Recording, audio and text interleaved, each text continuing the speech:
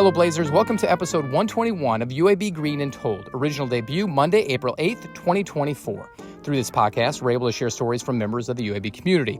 Take a listen back to past episodes at alumni.uab.edu/greenandtold on Spotify or the Apple Podcast app. And while there, leave a written review so more alums can discover us. I'm Greg Berry, a UAB alum and Director of Communications in the Office of Alumni Affairs.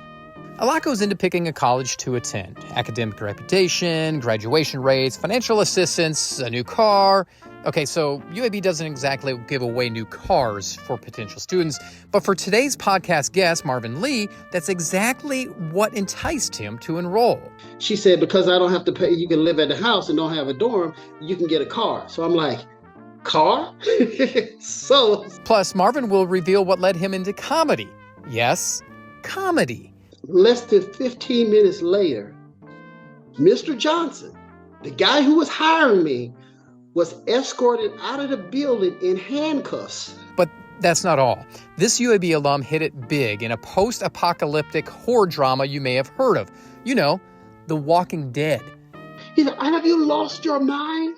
And I go, what? He said, do you know how big that show is? He said, that show is huge worldwide.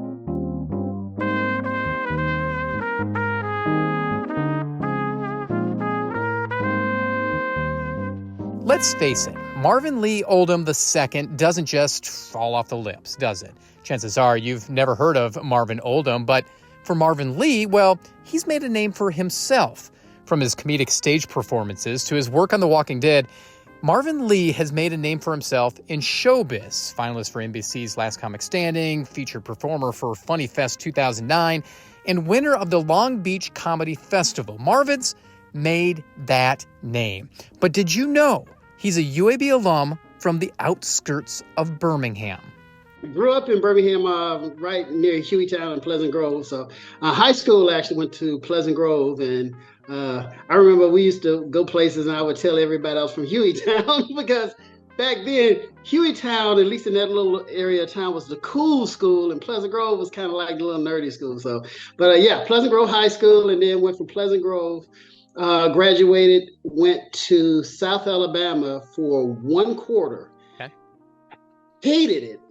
Literally hated it, and packed up because they had a paper mill down in Mobile. It was a beautiful campus, but man, I said I never had a smell wake me up. It was so bad. And then I came back here, and then my mother gave me an option. She said, well, I'll tell you what, since you're back here, if you decide to go to UAB, which was a choice of mine, she said, because I don't have to pay, you can live at the house and don't have a dorm, you can get a car. So I'm like, car? So besides wanting to, go to school, and I knew a lot of other people, I got a car in the deal, so I was ready. So, yep. What kind of kid were you growing up? It was really easy for me to associate with a lot of like the white kids in school, and really able to associate with the black kids in school.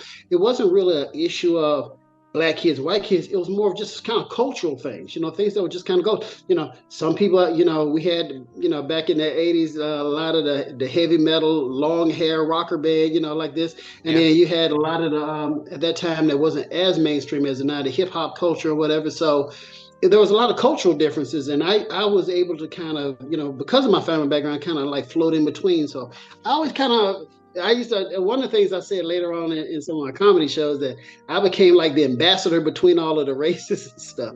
So I was pretty fortunate. I was fortunate with everybody. I was friends with everybody. I could kind of go back and forth. Because your background is you're a melting pot. Yeah, I always tell people the official story with my family is Black, American Indian, Irish. You got some Latino, some other things that kind of thrown in there. It was a true melting pot. I always try to tell people I always felt like I was friends with everybody, but because of that, I wasn't close to anybody.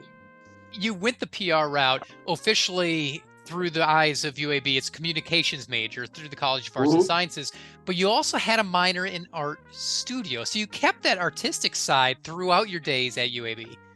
The whole idea was I wanted to get a job at a big time advertising agency. I said, hey, I could dress cool or whatever. And I also wanted to be a double threat because I said, okay, I'm a natural artist. I've always been, as far as actually drawing, painting, that kind of stuff. But I was always good at being a writer, coming up with concepts. I was so good in public relations and my marketing class. They would say, "Oh, write a concept or write an advertisement." I would write it like an hour before class and get an A plus.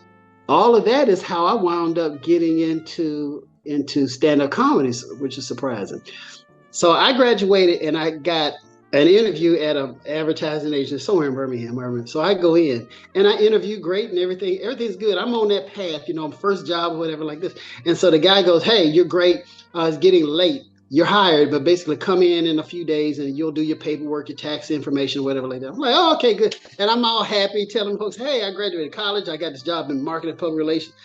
So 2 days later, I go in, and I don't remember the guy's name. I'll just say something like Mr. Johnson. So I walk into the lobby, and I said, "I'm here to see Mr. Johnson. I'm here to do my paperwork." And the receptionist just froze. She had this look.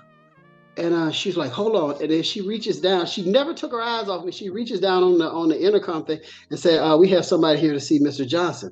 And you could hear it was like some rustling going on and everything. She said, "Just have a seat." And I sit there, and about less than 15 minutes later, Mr. Johnson, the guy who was hiring me, was escorted out of the building in handcuffs. Whoa. It was a detective and a plainclothes police. I'm sitting in the lobby and he walks out and he looks at me and goes, "Hi, how you doing, Marvin?" And I go, "Hey." And so they walk out.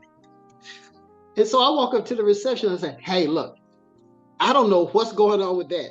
I said, "I just got hired for a job and I'm just here. I don't know what's going on, but I just," and they go, "Yeah, well, things are a bit of a turmoil right about now. So we'll see who you need to talk to."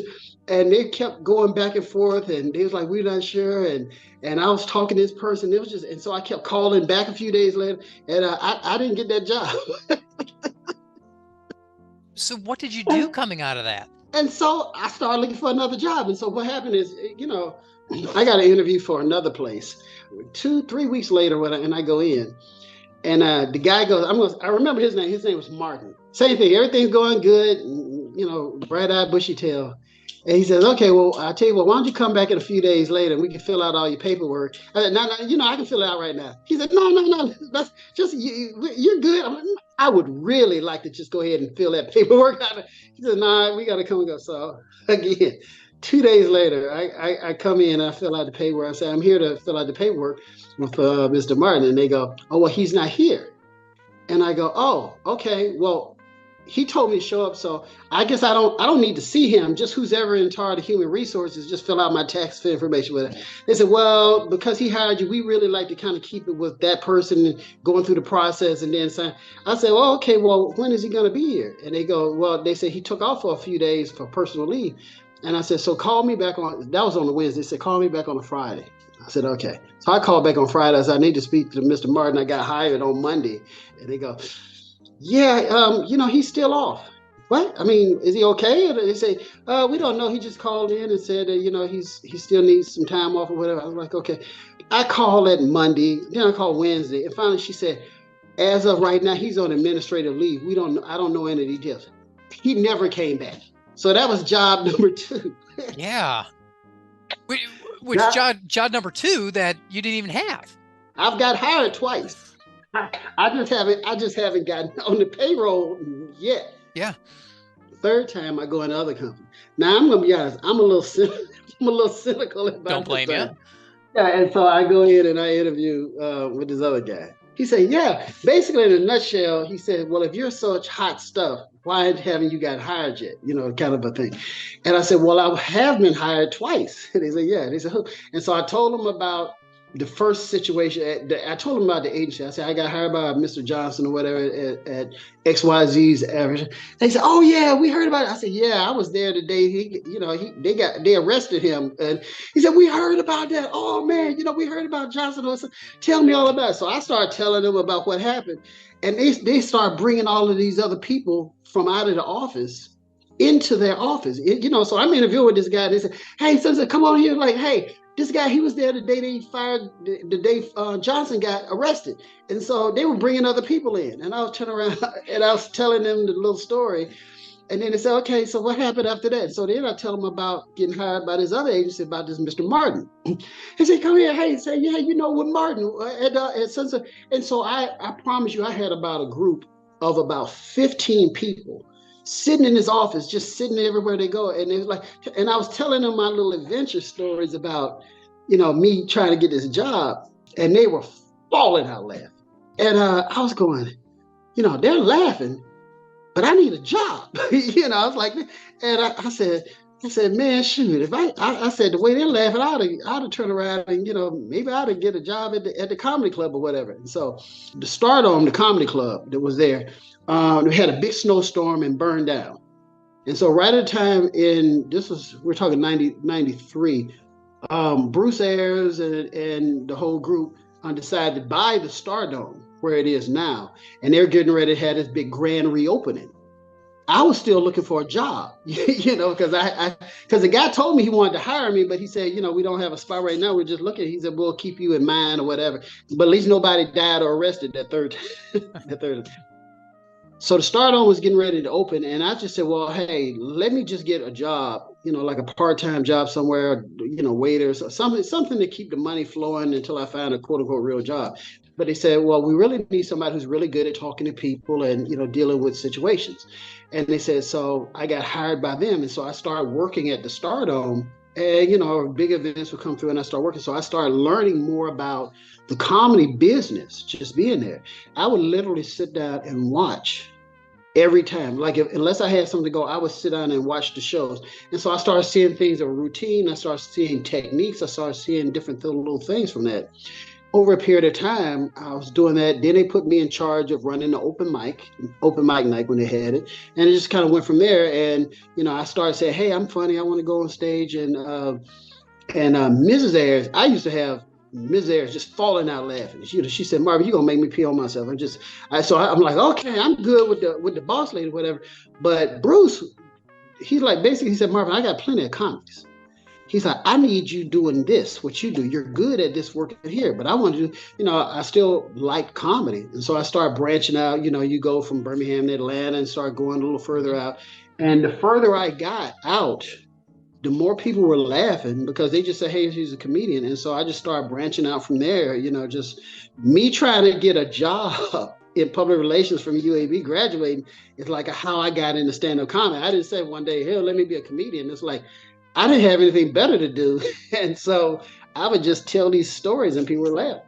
When you were at the Stardome, who were some of the acts that just kind of really drew you in and you're like, you know what? That's who I want to be. At the Stardome, one of my biggest influences was probably George Wallace.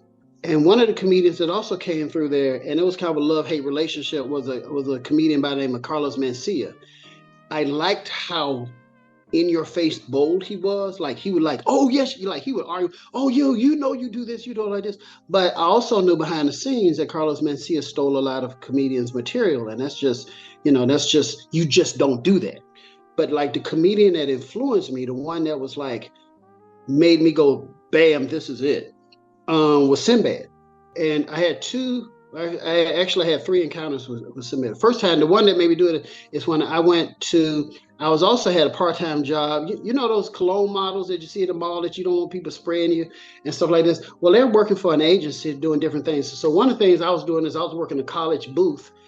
And I went down there. And so after it was over, I was supposed to get paid $150 that day for work running the booth. So when I get down there, at the end of the day, they said, oh, we got a little issue. We can only pay you $75. We're going to give you $75 in tickets to see Sinbad. I love Sinbad. He's like, at that time, he was like the comic, and everything. Mm-hmm. To be honest, I really would rather just had $150. They said, well, we can give you $75 tickets to see Sinbad, or we can give you $75. So I was like, okay, so I will be taking my Sinbad tickets. And I'm watching the show and I'm thinking about my $75 I'm not getting. And Sinbad comes out and it was packed. Everywhere was packed. And he came out and he did the most unbelievable performance. I'm new to this, so I'm looking at it purely from a spectator standpoint. Unbelievable show. And what I noticed is Black people, white people, old people, young people, people across, Everybody was enjoying the show. Everybody was listening. And so when the show was over, he walked off stage. I literally stood up right there in front of my chair. I said, this is what I want to do for a living. Turned around, walked out the door, and hadn't looked back. Then Sinbad came to UAB, and I had a chance to see him at my college and that thing, and it just kind of reaffirmed that same type of feeling. And then the last thing, I actually had a chance to interview him when I was working at when I graduated. I did get a job at Magic 96. At that time it was Robin Shannon, and I was hired not because I had a degree in marketing and public relations. I was hired as a comedian. At what point of your fledgling young career would you point to and say, you know what, that was my big break? That is when I truly became a comedian. One day I was working at the Stardome, and then what happens is a lot of times they would have a after-hour comedy show in the back room for the open micers as a little thing. So I was coming out, and I had kind of been burned up about the idea. And these group of guys come in and say, "Hey, Marvin Lee." They said, "Yeah, hey, we're thinking about sticking around." And so I go into the back room and say, "Hey, can I do some time tonight? Can I get on stage?" No, we got too many people over. And I was like, oh. So I go and tell these group of guys, I say, "Hey man, they're not gonna let me up on stage to do any jokes or whatever." And they go, "Oh, well, we were gonna go back there to watch you, but if you're not going on, we'll go home." And when Rex heard that group of people who still had money in their pocket willing to go, he said, "Oh, no, Marvin's going on stage." But that was a crucial moment. That's when I realized, was open micers, you're basically there to learn how to do comedy. You're not really contributing. But once I sat there and I said, no, I'm contributing to these people making money. These people are going to leave. Now I'm allowed to be on stage because I'm making this club money. When I got a really nice break on The Walking Dead, and that opportunity happened once I started doing that show. I remember booking this corporate event, and the guy was a really big fan of The Walking Dead. I didn't know it, but he said, "Hey, I hear you were on The Walking Dead," and I sent him some stuff, and I was like, "Yeah." And just by that very nature of being on that show, I was able to charge $500 more than I could to charge anything. And I'm like, and that was just me throwing it. They were willing to pay it because I was on the show. How did you get that gig on The Walking Dead? Because here you are, you're a comedian, you make people laugh, and then you say all you're doing is walking around and running away from people. So how did that come to fruition? There was some movie where I was trying to be one of the guys on the airplane. The airplane was getting ready to be attacked or crashed or something, and there was a role that I was going for. And the guy calls me, and I was like, "Oh, I got the role for the airplane." He goes, "Oh, what?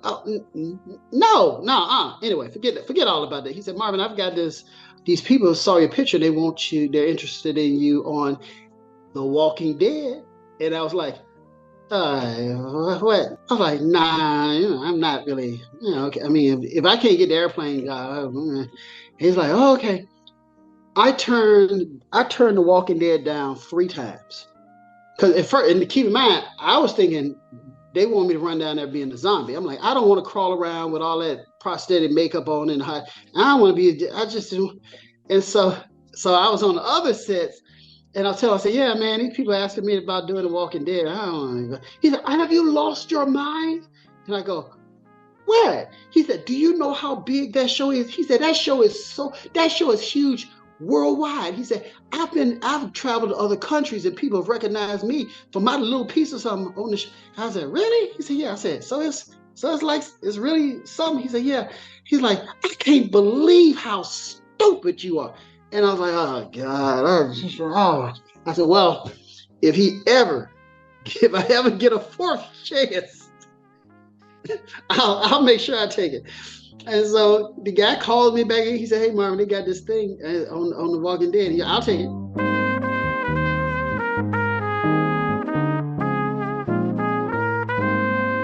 That's Marvin Lee. In 1993, Marvin graduated from the College of Arts and Sciences, majoring in communication studies with a minor in art history. While he may crack jokes for a living, Marvin can get serious and has a great idea of what it means to be a blazer. For me, to be a blazer, more than anything, it means the opportunity. You have an opportunity to be more than who you are. You have an opportunity to find out more than you thought you knew. is opportunity. That more than anything else, you are able to look up and say, hey, I never knew this existed, or I could do this. And I think that was the biggest profound thing when I left high school to go to UAB. Be sure to check out past episodes of the UAB Green and Told podcast. Listen in at alumni.uab.edu/green and told. Have a story to share or know someone who does? Email greenandtold@uab.edu. Finally, be sure to follow us on social media. Just search UAB Alumni on Facebook, Instagram, and Twitter. Thanks for listening, and until next time, go Blazers.